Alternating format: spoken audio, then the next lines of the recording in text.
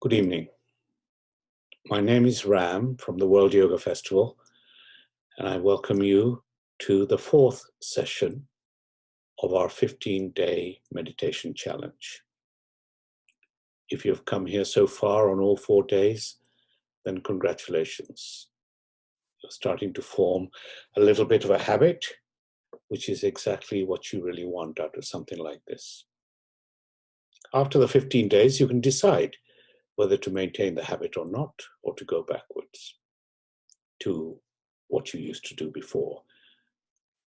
So today, on day 4, we're still in the first third of trying to control our monkey mind and trying to bring the mind into focus. And as you recall, we're doing the meditations at this time so that after the meditation, which will be over by 9:30, you can gently prepare yourself to bed and go to bed with a nice, peaceful mind. We talked about gratitude meditation yesterday. And today I want to say a little bit about the senses and how we sense things.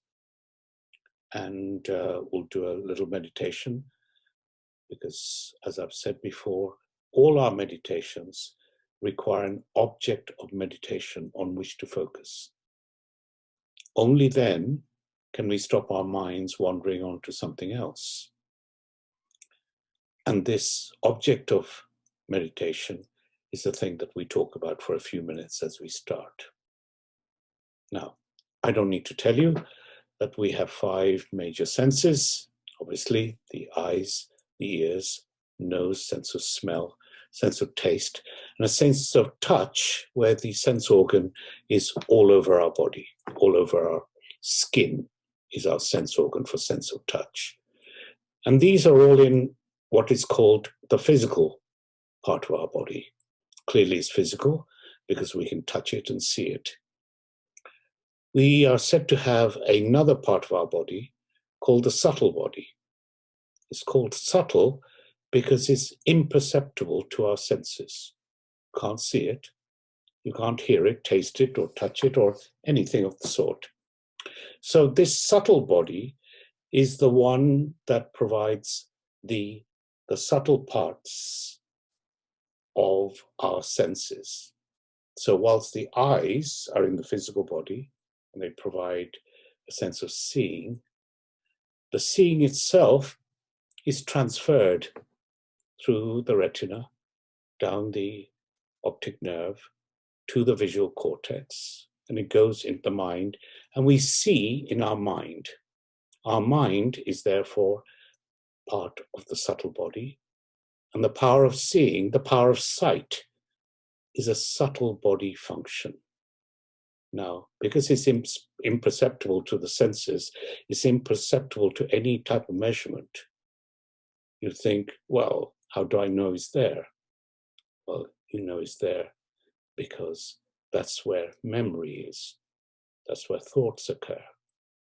These are imperceptible things, and they happen in what are known as the subtle body. Now, as you might think, we use all of our 5 senses to gather information from the world, and they come into us through these 5 senses, and they are then gathered and sent to the mind. And it's the mind that processes all of that information, turning the optic nerve impulses into forms and shapes. And the mind cannot be turned off in this process. So, for example, if I said to you, stop hearing, you can't. The mind is always working in that way. Once this information is gathered by the mind, is the intellect, using memory, analyzes this information, this input into information. So the input of sound into words, in the input of forms into objects. So this is all the processes of our subtle mind. our subtle body, which comprises actually the mind, the intellect, memory, and ego. And we know that the subtle body is there because we have all four of these things. So when we see something, we think we're seeing something that is out there. But in fact, the only place where we see anything is in our mind. The only place we hear anything is in our mind. The only place we analyze any of these forms or recognize them is in our mind. So what we're effectively doing is capturing a picture of the world and projecting it on this wonderful movie screen in the mind. We think that whatever we see in our minds is what exists out there. This is a delusion. We cannot see infrared. We cannot do echolocation like bats. We see in color and not black and white. So whatever we make of the world is dependent on the quality of our five sense organs. And we rebuild that world inside our mind, and we analyze that world inside our mind. We evaluate it using our past experiences that happened from memory. That's why it's important to know the mind, to be able to control the mind, because the mind is where everything happens. And what we'll try and do this evening is just to show you how to focus on any one of these given inputs. This evening we'll try sound, and I will play a gong, and this gong will obviously be louder at the beginning and then it'll tail away, and follow that sound through. And I'll tell you how we may use that mechanism to analyze how thoughts are also happening in the mind. So that is the object of our meditation. First of all, to know that each of us has a subtle body comprising of the mind, the memory, the intellect, and ego, where all of the world's information is processed after it is gathered by our sense organs, that is in our physical body. I hope that's clear. So there'll be lots more about the physical body and the subtle body. The subtle body has other things within it, other things that are intangible. For example, prana, our life force, is a function of the subtle body. It's not a function of the physical body. Otherwise, prana could never leave the physical body. And clearly, at the time of death, prana leaves. So all of our faculties, all of our powers, not only the power of sight, but power of hearing, but power of grasping, for example, is a power of the subtle body and not the physical body, which merely is the physical instruments with which things are touched and felt. Our mind is our inner instrument with which we come to see and analyze our world. Very important to understand the mind. There is no physical health without mental health. And everything that you come to know, you come through your mind. That's why it's so very, very important to understand how my mind is working. And that my mind should be working for me and not me for my mind. So let us start. You know the drill by now. We assume a comfortable posture. If you're sat on the floor, fine. If you're sat on a chair, fine. Your back should be erect with your spine straight. your feet, either you're sat on the floor or the base of your feet are firmly on the floor. You need to be grounded. And if your chair is too high for your feet to be on the floor, you can place any object under your feet so that they are effectively touching something that it itself is touching the floor. That way you can be grounded. This grounding is very important because in meditation, you can often get a very airy feeling. And that's not necessary. It's not useful. So think yourself as being grounded, as being rooted to the earth, whether you're on the ground floor or on the 23rd floor, it matters not. Imagine yourself to be rooted to the ground. We talked about a relaxation technique where we relax the muscles from the top of our head through our face and downwards. So go through that relaxation technique now as I'm speaking, whilst at the same time being aware of your breath, not to control the breath. Let it be gentle and relaxed. It's very important that your eyelids are gently closed, not tight shut. Concentrate on your shoulders. Relax them one more time. It's easier to relax on the outward breath. And as thoughts come in, let them pass on by.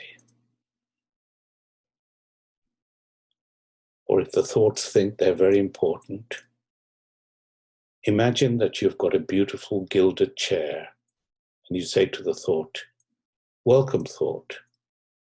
Why don't you sit on this chair for a while?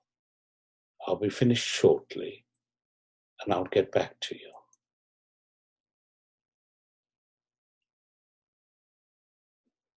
Thoughts will come and go. Our minds are always full of thoughts, but we only think one thought at a time. That's why we're going to use the object of meditation to replace the thought that you would otherwise have. So you can achieve a focus. You are now relaxed.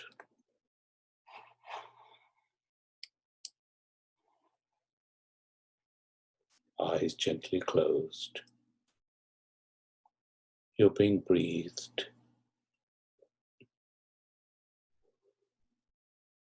In a moment, I'll sound the gong. This is the same gong that I sound at the end 3 times to say the end of meditation, but today we're using it as part of the meditation. I want you to wait for the sound of the gong. And as it sounds, I want you to follow that sound to infinity.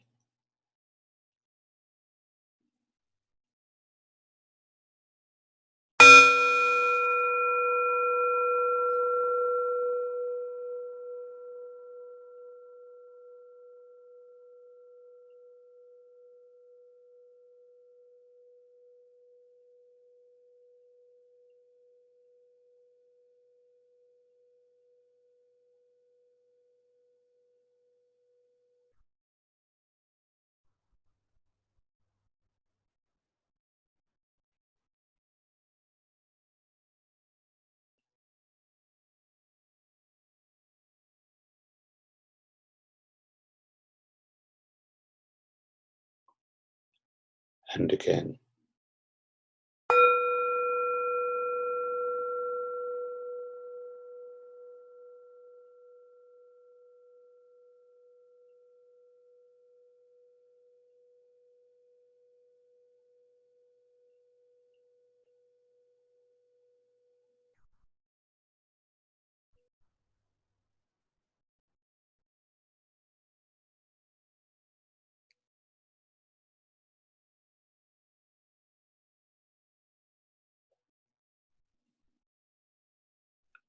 and a third time.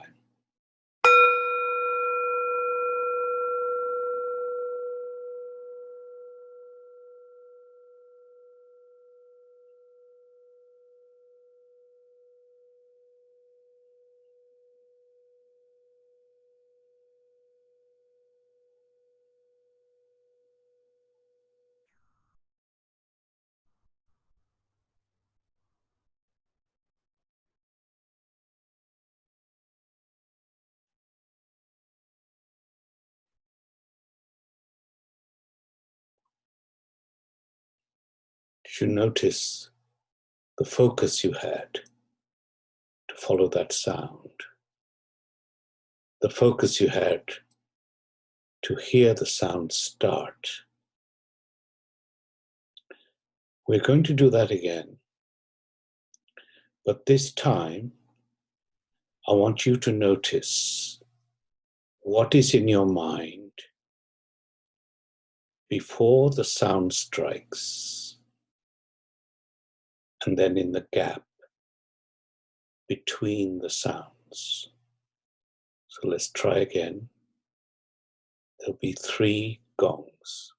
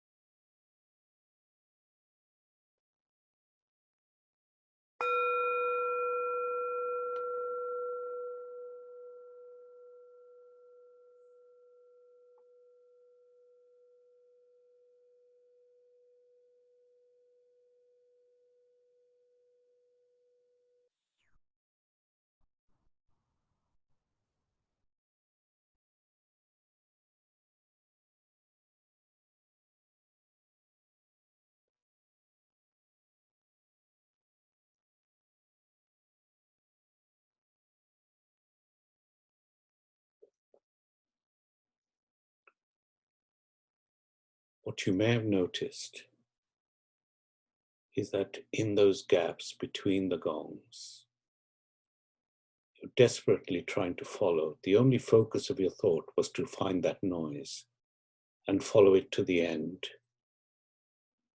And after it went beyond your hearing, there was an emptiness. It didn't last very long, I'm sure. So you probably then thought, I wonder when the next gong's coming.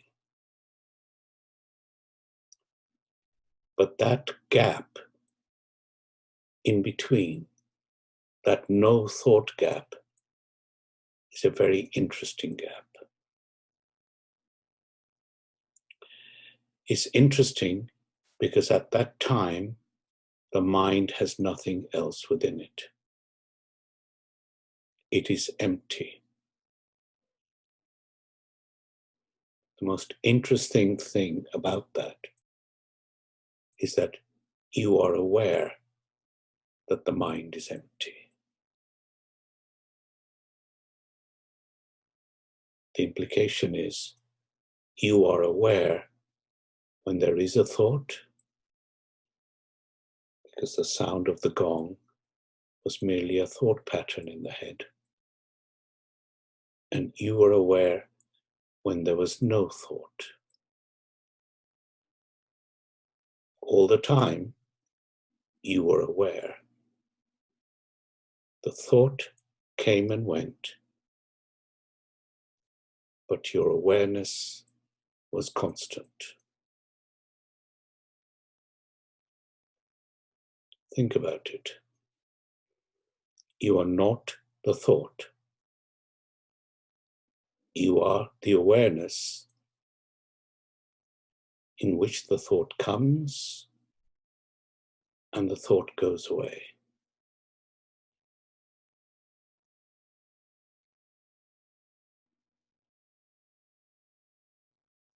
Now let's turn that experiment,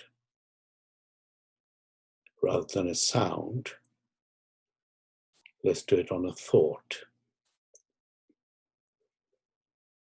I can't bring a thought to your head, so I'm going to go quiet after giving you the instruction. I want you to wait for the next thought to pop up in your mind. I don't particularly want you to give it credence. I'd like you, without amplifying it anyway, allowing it to fade away. And you realize it's faded away when another thought comes into the mind. I want you to fade that away. And when you get good at this, I want you to try and notice, is there a gap between the first thought fading away and the second thought arriving? Just like the sound, but we're going to do it with thoughts. Just a few minutes. You can only do it in your own mind, because thoughts are only in your own mind. Relax with the breath.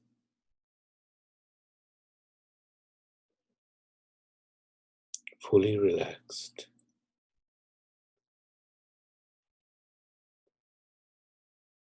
For a few moments, wait for the first thought to appear and let it fade away.